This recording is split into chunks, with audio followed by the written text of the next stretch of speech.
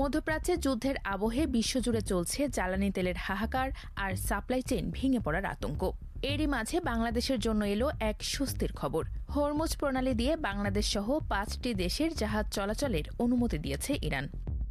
Tehran জানিয়েছে, নির্দিষ্ট কিছু বন্ধুরাষ্ট্র এবং বিশেষ অনুমোদিত দেশের জন্য এই জলপথ খোলা থাকবে। ইরানের এই বন্ধু তালিকায় বাংলাদেশের পাশাপাশি ভারত, চীন, রাশিয়া ও পাকিস্তান রয়েছে। পশ্চিমা সংবাদ মাধ্যমগুলো দাবি করেছিল ইরান এই জলপথ পুরোপুরি বন্ধ করে দিয়েছে, কিন্তু সেই দাবি নাকচ করে দিয়েছেন ইরানের পররাষ্ট্রমন্ত্রী আব্বাস আরাকচি। রাষ্ট্রীয় টেলিভিশনে তিনি স্পষ্ট করে জানান, বন্ধু রাষ্ট্রগুলো ও বিশেষ অনুমোদিত দেশের জন্য এই পথ সবসময়ই খোলা। তিনি বলেন, আপনারা খবর দেখেছেন, চীন, রাশিয়া, পাকিস্তান ও ভারত এ তালিকায় আছে। গত কয়েক রাতে ভারতের 2টি জাহাজ এই পথ দিয়ে পার হয়েছে। আমি বিশ্বাস করি বাংলাদেশও এই তালিকায় আছে। এসব দেশ আমাদের সঙ্গে সমন্বয় করেছে এবং যুদ্ধের পরও সহযোগিতা অব্যাহত থাকবে। তবে ইরানি পররাষ্ট্রমন্ত্রী সাফ জানিয়ে দেন, যারা এই যুদ্ধে সরাসরি জড়িত বা শত্রুপক্ষ হিসেবে বিবেচিত তাদের জাহাজ এই পথে চলতে দেওয়া হবে না। বিশেষ করে যুক্তরাষ্ট্র, ইসরায়েল ও যুদ্ধের নেপথ্যে ভূমিকা রাখা নির্দিষ্ট কিছু উপসাগরীয় দেশের জাহাজ চলাচলে কঠোর নিষেধাজ্ঞা জারি করা হয়েছে। ইরান বর্তমানে ড্রোন ও ক্ষেপণাস্ত্র হামলার মাধ্যমে এই প্রণালীতে নিজেদের আধিপত্য বজায় রাখছে।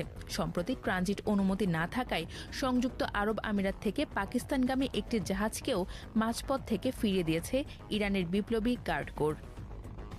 বিশ্বের মোট জ্বালানি তেলের 1/5 এবং তরলীকৃত প্রাকৃতিক গ্যাসের বড় অংশ এই সংকীর্ণ জলপথ দিয়ে পরিবহন করা হয়।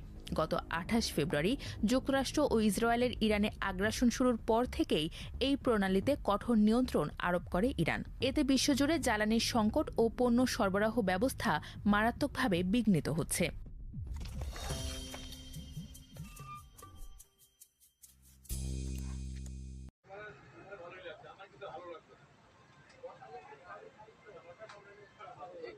আসতে না আসতে কামি খাই শেষ করলো। আমরা তাহলে কতক্ষণ ধরে খাওয়াচ্ছি?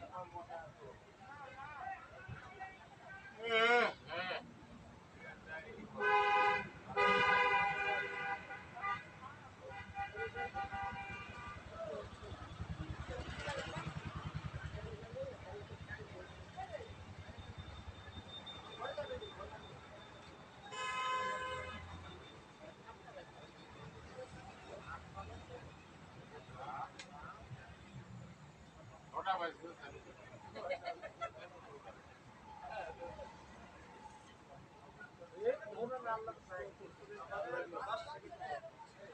বাজবে গাড়ি আছে না।